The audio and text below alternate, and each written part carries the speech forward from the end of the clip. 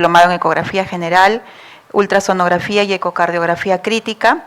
Es experto POCUS, entrenado en Argentina, y coordinador de la Academia Peruana de Entrenamiento en POCUS. El doctor nos va a presentar justamente el tema POCUS, el nuevo estetoscopio del internista.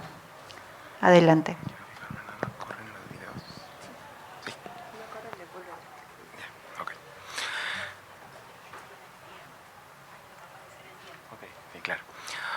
Buen día a todos y agradecido por la invitación. Es para mí un placer conversar siempre de esta herramienta apasionante, tecnológica, que creo que es disruptiva para la especialidad y nos puede asistir en muchos escenarios diferentes. Me gusta mucho el tema que se me ha brindado el día de hoy, porque la mayoría de las veces que se me ha pedido hacer una ponencia sobre ecografía, habitualmente terminamos hablando de cómo hacer ecografía. Cómo hacer ecografía cardíaca, pulmonar, abdominal, y son pocas las veces que tengo la oportunidad de conversar respecto a por qué debemos hacer ecografía. Y creo que sería interesante empezar con esta imagen, dado la temática. Creo que la bata blanca y el estetoscopio son, si bien no representan la totalidad del quehacer médico, sí son un estandarte que la sociedad reconoce como parte de lo que hace el médico en su quehacer diario. El estetoscopio define más o menos la costumbre y la tradición del examen físico y obtener datos de la exploración del cuerpo del paciente. Sin embargo, el examen físico apenas y se ha modificado desde hace 2 siglos. Con el advenimiento de nuevas tecnologías, con la miniaturización de dispositivos, ¿será este el momento de hacer un cambio? ¿Realmente pasar de esta fotito a la de acá? ¿Abandonar el estetoscopio? O tal vez el ecógrafo, estos dispositivos nuevos, vienen a buscar otro tipo de nicho, otro sitial, o a reemplazar. Eso es lo que trataremos de definir en estas diapositivas. Y creo que comenzaremos, como siempre, situándonos un poco en la historia. Son muchas realmente las personalidades que han puesto hitos históricos y han colaborado en hasta dónde hemos llegado en la exploración física y en cómo se hace medicina clínica. Desde Hipócrates, con sentar las bases de la medicina clínica y del razonamiento clínico, hasta personalidades como Auenbrugger, como Corvisart, que incluyeron antes de la auscultación, por ejemplo, la percusión torácica como una herramienta útil al examen físico. Cómo no hablar de Sir William Osler y sus aportes a la educación médica y a la estructura de cómo el médico explora y analiza un caso en particular. Pero el día de hoy creo que no podemos dejar de hablar de René Laennec, que a partir de sus observaciones en utilizar un dispositivo que él mismo diseña, permite hacer una auscultación mediata del paciente, sin la necesidad de colocar el oído sobre la superficie torácica, y relaciona esos hallazgos con hallazgos patológicos y le permite estructurar todos estos nuevos ruidos, estertores rales, en un proceso sistemático que permitiera entender qué cosa está pasando dentro del paciente. El estetoscopio de Laennec, de 1816, que realmente es un tubo hueco, se modifica a lo largo del tiempo, pasando más o menos en el 50 por Kaman, que le agrega los dispositivos vía auriculares, hasta algo más parecido a lo que conocemos actualmente con los aportes o la modificación de Littmann, al mantener el diseño vía auricular, pero agregarle este tubo flexible que permite que sea mucho más práctico. El ecógrafo, por su parte, también ha tenido modificaciones a lo largo del tiempo, desde el ecógrafo de Douglas y Joseph Holmes, en el 57, que prácticamente era un equipo que ocupaba un cuarto entero, donde el paciente tenía que entrar completo en un depósito con agua para poder ser escaneado, y la imagen era muy por debajo de la calidad de la imagen ecográfica que conocemos hoy. Hacia, por ejemplo, el 98, en el que la empresa Sonosite pone a la venta el primer equipo alimentado por batería. Y voy hacia la parte del point of care justamente porque esto sienta un hito histórico. El primer equipo que puedes mover hacia el paciente, no el paciente al equipo, sino mover el equipo en búsqueda del paciente para poder escanearlo. Más tarde, el 2010, General Electric es la que presenta el V-Scan, que es el primer equipo ultraportátil o de bolsillo. Sin embargo, estetoscopio, dado el nombre de la presentación, proviene de dos etimologías: scopein, observar, y, bueno, estetos, pecho, perdón, y scopein, observar. Observar el tórax, observar el pecho del paciente. Más o menos eso es lo que hacemos, ¿no? Estamos auscultando, pero ¿estamos observando? En realidad lo que hacemos es una abstracción de lo que puede estar ocurriendo dentro del tórax del paciente en función de lo que entendemos produce los ruidos agregados que nosotros encontramos con el estetoscopio. Pero esto es lo que vemos en el ecógrafo.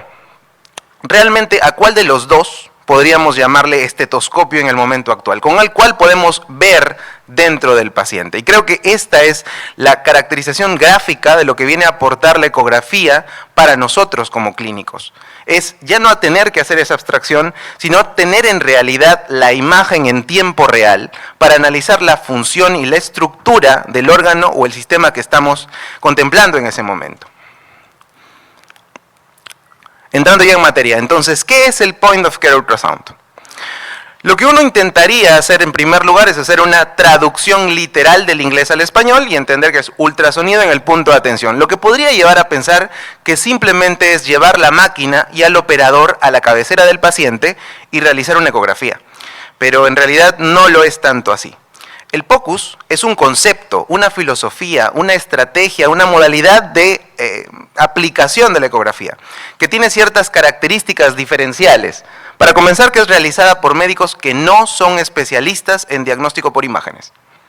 En segundo lugar, que ese médico que realiza la ecografía tiene que ser el médico tratante o al menos forma parte del equipo tratante.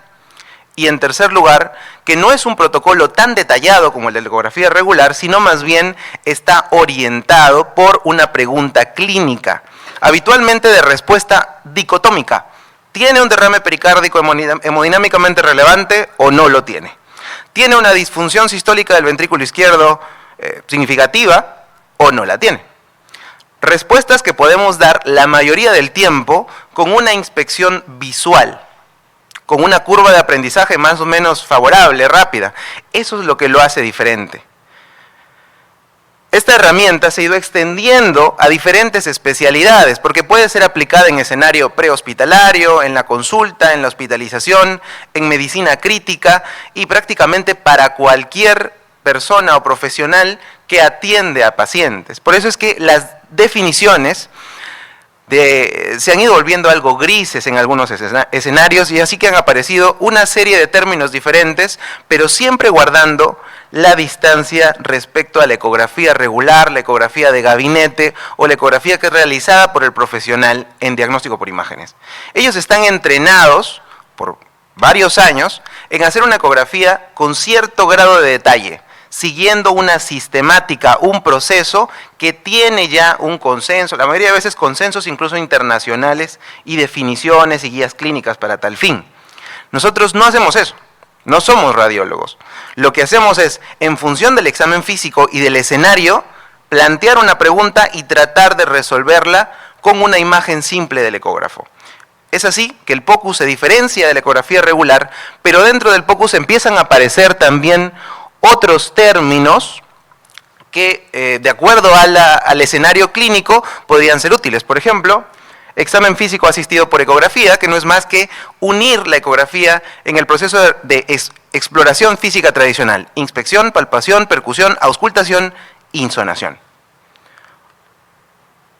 POCUS básico, POCUS avanzado, porque no siempre va a ser solamente necesaria la exploración en imagen bidimensional, lo primero que se aprende. Para algunas circunstancias, en paciente complejo, en el paciente crítico, vamos a poder o querer explorar variables algo más complejas, como por ejemplo entender cómo está la resistencia, cómo está la función sistólica, gasto cardíaco, cómo está la presión de enclavamiento pulmonar, y podemos calcularlas matemáticamente a partir, por supuesto, de exploraciones algo más complejas y herramientas algo más elaboradas como el Doppler. Ecografía enfocada, protocolos ya correctamente estructurados, por ejemplo, ultrasonido cardíaco enfocado, que ya tiene ciertos lineamientos internacionales y consensos a partir de 2024, donde sabemos exactamente qué buscar, qué debemos reportar. Protocolos específicos en contextos, por ejemplo, protocolo Blue, en el contexto de una insuficiencia respiratoria aguda grave, nos da una rentabilidad diagnóstica de más del 90% para definir por qué mi paciente ha entrado en ese proceso mórbido. Entonces, hablaremos de las dos aplicaciones más interesantes para el operador principiante. Examen físico asistido por ecografía y esta sistemática de utilizarlo como una forma de responder rápidamente a una pregunta clínica a pie de cama. Este es un artículo muy conocido de JAMA, donde hablamos de si es tiempo de añadir a nuestra exploración habitual anamnesis y luego examen físico, inspección, palpación, percusión, auscultación, un quinto pilar, que sería la insonación. Es así que el médico, incluso desde el pregrado, va a entender, junto con por qué un síndrome de condensación pulmonar se caracteriza, hablando algunas cositas, de matidez a la percusión, porque tiene crepitantes por ocupación del espacio alveolar por líquido inflamatorio, pero por qué puede generar un síndrome B focal o un signo del tejido en la ecografía. Y todo integrarlo en su proceso de razonamiento a la hora que establece un diagnóstico de sindrómico o un problema de salud y poder entender y plantear diferenciales con esos datos. Ello podría aplicarse de manera transversal a la atención en partes de diagnóstico, de monitoreo o de tratamiento. Una forma de entenderlo entonces es asistir al examen físico con el ultrasonido. Sin embargo, el ultrasonido tiende a utilizarse o tendría a utilizarse mucho como un examen auxiliar. Y también podemos entenderlo como tal, como un eslabón intermedio entre el puro examen físico tradicional y el examen auxiliar de gabinete tradicional. Aquí el médico está explorando al paciente, lo escucha e identifica algunos datos de la anamnesis, por ejemplo, dolor, disnea, fiebre. En el examen físico, matidez, abolición de murmullo y egofonía, seguramente está pensando, y de repente tiene una efusión pleural el paciente. Pero aparecen una serie de preguntas en la mente del médico. ¿Realmente tiene esto? ¿Cuánto es? ¿Más o menos cuáles son los diferenciales? ¿Puedo tomar una muestra en este momento? Y entonces ahí, tratando de responder esas interrogantes, escanea. Y la imagen ecográfica le brinda respuestas, como en este caso, que encuentra un pulmón colapsado, una efusión pleural de ecogenicidad incrementada, que en relación con este escenario clínico, muy probablemente se relaciona a empiema. Más aún, puede guiar a un procedimiento a pie de cama y obtener rápidamente el diagnóstico, ofertar el tratamiento de manera pronta y asegurando, o por lo menos brindando al paciente el mejor escenario de probabilidad de recuperación, desde el primer acercamiento, desde el primer contacto. Creo que ese es un valor súper potente en nuestro medio. En cualquier caso, la integración de la ecografía para el médico internista, para el médico hospitalista, para el médico de la consulta, es esencialmente eso, reducir tiempos, reducir cantidad de gente involucrada, procesos, inclusive desde el punto de vista médico y también administrativo y de gestión. Para una ecografía de gabinete, para una cosa como la que vimos en la diapositiva anterior, usualmente ¿qué tenía que hacer? Hacer la orden, pedir la cita, que baje el técnico, que lleven al paciente, que le haga el radiólogo la ecografía, que suba el informe, poder leer el informe y recién yo podría integrar el dato de lo que vio en la ecografía en mi proceso de razonamiento clínico, en el mejor de los casos, varias horas más tarde, en el mejor de los casos. Aquí no, aquí el mismo médico que escuchó al paciente en primer lugar resolvió todos esos datos durante los primeros 10 minutos. De tal manera que ya podemos hablar de un acortamiento de tiempos al diagnóstico y al tratamiento. Pero, ¿qué dice la evidencia? Bueno, la ecografía se popularizó a partir de la medicina crítica. Y tenemos mucha evidencia, sobre todo en shock, como una herramienta de caracterización importante de los tipos fisiopatológicos de shock, sobre todo para el shock obstructivo. Si vemos acá, tiene un likelihood ratio de 40, o sea, prácticamente es muy bueno para confirmar shock obstructivo. En disnea se ha evidenciado que reduce el tiempo al diagnóstico y reduce la probabilidad de ofertar un tratamiento correcto en el primer contacto para el paciente. Sin embargo, cuando se le ha testeado con variables duras desde el punto de vista administrativo, como estancia hospitalaria o mortalidad, los datos no han sido tan buenos. No se ha definido por completo que la ecografía modifique la mortalidad. Y aquí tenemos que tener alguna respuesta para esto. Los estudios son en general heterogéneos, de un momento en el que se aplicaba la ecografía en diferentes escenarios y el paciente también era diferente. Sin embargo, más allá de eso, la ecografía brinda datos que el clínico debe integrar, datos que el clínico debe procesar y que tiene que llevar hacia la terapia. Y el desenlace, comprenderán, que depende de muchos otros factores involucrados. El eco no da un tratamiento, peor aún, ni siquiera da un diagnóstico, te da un dato que tú debes integrar. Entonces aquí, recordemos que la ecografía, el ecógrafo no tiene una forma de procesamiento. Tú tienes que integrarlo, tú tienes que pensar sobre el dato que te da el ecógrafo. Igual que tenemos que pensar que un crepitante puede ser tranquilamente una neumonía, como podría ser, o la matidez, un síndrome de condensación, podría ser una neumonía, como puede ser un tumor, como puede ser un infarto pulmonar, y todo dependerá del escenario clínico en el que se presenta. Es así que la ecografía empieza a ganar un sitial en aplicaciones multisistémicas, pero no todo se aprende a la misma velocidad. Es mucho más fácil aprender, por ejemplo, ecografía pulmonar. 4 a 40 horas son suficientes para tener una sensibilidad y especificidad bastante buena. Encontrar un aneurisma de aorta abdominal infrarrenal también es bastante rápido, pero ecografía cardíaca, ecografía abdominal, sí vaya que tiene una curva de aprendizaje algo más tardada. Y es por eso que es importante plantear un currículum, ciertas características, ciertas herramientas, ciertas aplicaciones que todos deberíamos poder estar entrenados en ellas, ¿no? Aquí proponemos 7 ítems para el médico internista: analizar la vena cava inferior, diámetro y colapsabilidad en el contexto de análisis de volemia, encontrar líquido libre en las ventanas clásicas de los protocolos FAST, por ejemplo, hepatorrenal, esplenorrenal y suprapúbica, que significarán cosas diferentes de acuerdo al escenario clínico, por supuesto. Abdomen, identificar hidronefrosis, globo vesical, aneurisma de aorta, colecistitis, colelitiasis. Cardíaco, valoración cualitativa de la función sistólica. Nosotros no vamos a dar una fracción de eyección por Simpson biplano como lo hace el cardiólogo, pero sí voy a identificar: este paciente visualmente tiene una fracción de eyección del menos del 40%. De hecho, la valoración visual, se han hecho análisis de concordancia con Simpson biplano y es bastante buena tras un proceso, por supuesto, de acondicionamiento visual, de aprender a interpretar la imagen. Encontrar derrame pericárdico y fisiología de taponamiento, dilatación de cavidades derechas. Protocolo vascular para detección de trombosis, sin prender Doppler, sin una máquina compleja, solamente por proceso de compresibilidad. Vena que se colapsa, vena no trombosada. Pulmonar, patrones ecográficos básicos, patrón aireado, intersticial, derrame, consolidación, neumotórax. Y guía para mejorar la seguridad de procedimientos, toracocentesis, paracentesis y acceso vascular periférico y central. Pero ¿cómo se ve esto en la ecografía?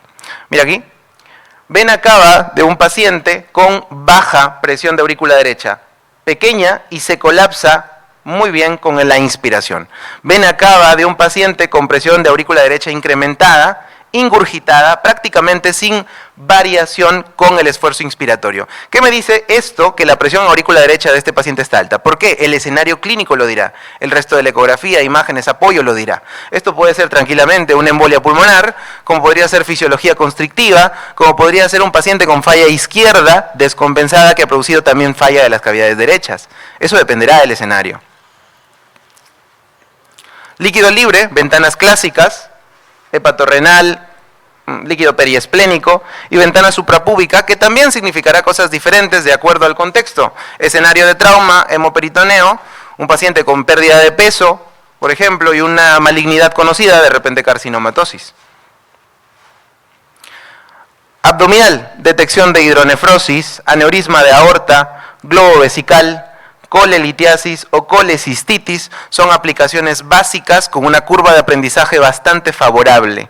De repente no vamos a encontrar la dilatación de la vía biliar extrahepática en nuestras aplicaciones básicas, no vamos a hacer una caracterización de una lesión focal hepática, porque eso probablemente ya esté dentro del plano de lo que debería hacer el radiólogo. Pero sí podemos, ante un paciente que se acerca a la consulta o a la emergencia con un dolor lumbar de irradiación característica, encontrar una hidronefrosis creo que nos ayuda muchísimo en el diagnóstico. Ultrasonido cardíaco, que como ven es bastante visual. 4 cámaras, estas es las cavidades izquierdas, 4 cámaras, cavidades izquierdas, creo que podemos prácticamente solamente por inspección, ver que este paciente tiene una buena función con un cambio de área y diámetro del ventrículo izquierdo bastante bueno, latido a latido, versus este paciente de acá, que apenas si se mueve su ventrículo. Encontrar derrame pericárdico, sobre todo con fisiología de taponamiento, como acá que hay un colapso del techo de la aurícula derecha con la tricúspide cerrada como una manifestación de pretaponamiento, o aquí con dilatación de las cavidades derechas y movimiento paradojal del septum, podría corresponder, por ejemplo, a un hipertenso pulmonar descompensado. Análisis de compresibilidad. Vena femoral común, al costado de la arteria, vena femoral común, aquí la arteria se bifurcó en superficial y profunda, pero lo interesante aquí, no estoy utilizando Doppler, solamente estoy haciendo una presión discreta. Vena que se colapsa, no TBP. Vena que no se colapsa, trombosis. Y ya. No necesito un equipo complicado para eso. Ratio de concordancia con el radiólogo en estudios publicados de más del 99% para médicos emergenciólogos y médicos internistas entrenados. Evaluación pulmonar como una medida de la caracterización del contenido pulmonar, patrón aireado, aumento de agua extravascular con el síndrome intersticial y estas líneas B, que en este caso aparecen todas confluentes, que parecen una sábana, un síndrome de consolidación con signo de tejido, o un derrame pleural, que en este caso es un derrame pleural complejo con tractos de fibrina, lo que se conoce como el signo de la telaraña. Y, por supuesto, guía para procedimientos. Reduce el número de intentos, aumenta la tasa de éxito y reduce complicaciones. Mejora la seguridad del paciente. Y además, un aporte adicional a las aplicaciones y lo que ya hemos conversado, que también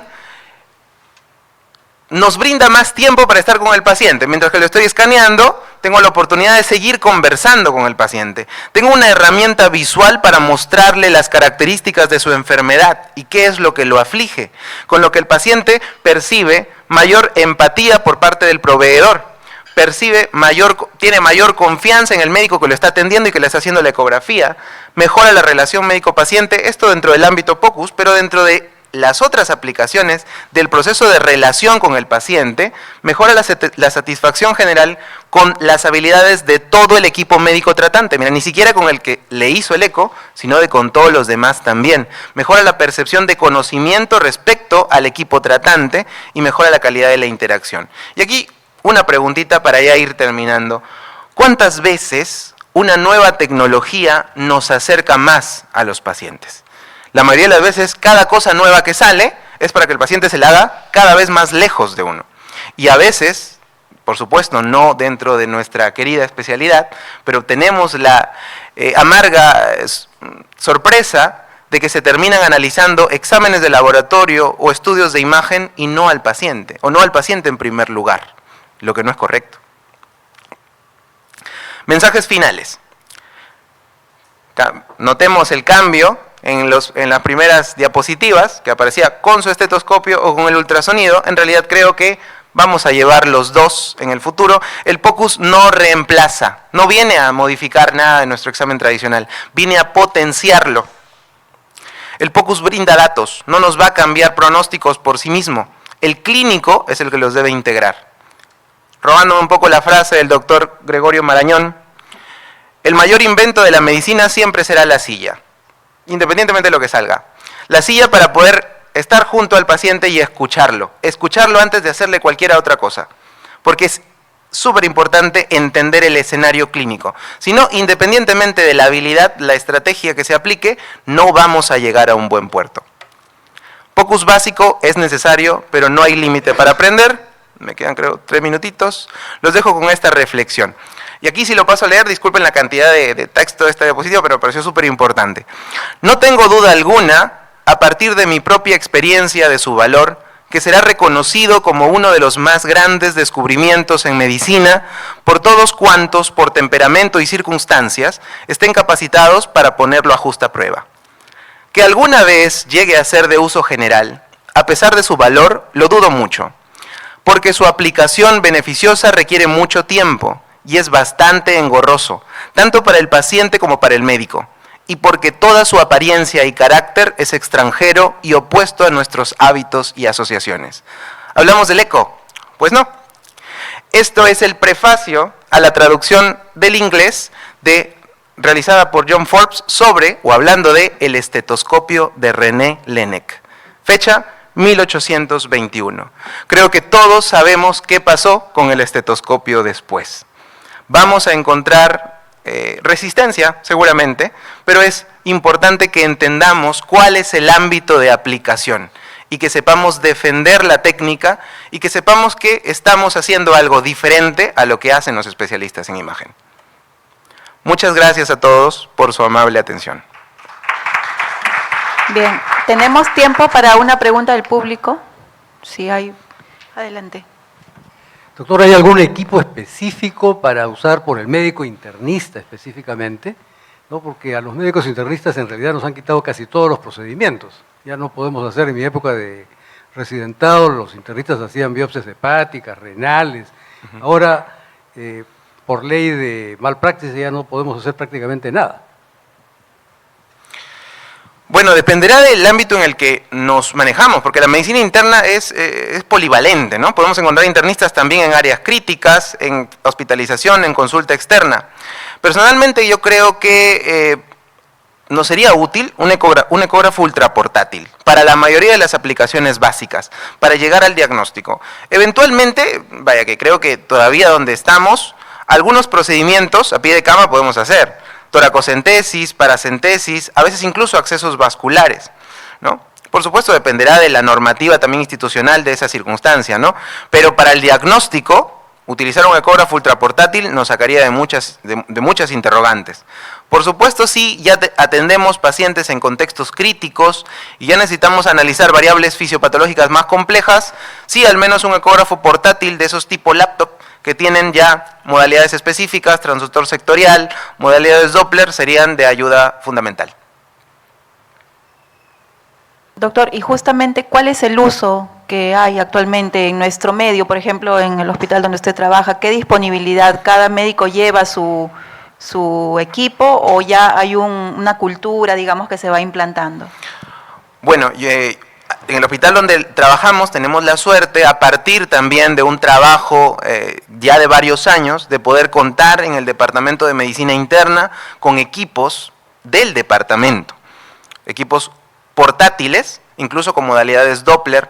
Entonces nos permite poder incluso pasar la visita junto con el equipo de ecografía. Creo que aquí salen los residentes con el carrito. ¿Dónde estás? Con el carrito, y acá está nuestro último integrante del equipo de la visita médica, ¿no? Entonces, sí, ya para nosotros es una realidad poder analizar al paciente en el día a día con el ecógrafo a partir de las preguntas clínicas que van naciendo de la evolución. Doctor, a nombre de la sociedad, muchísimas gracias. Muchas gracias también por la invitación. Bien, vamos a continuar. Voy a presentar al doctor Alonso Soto Tarazona.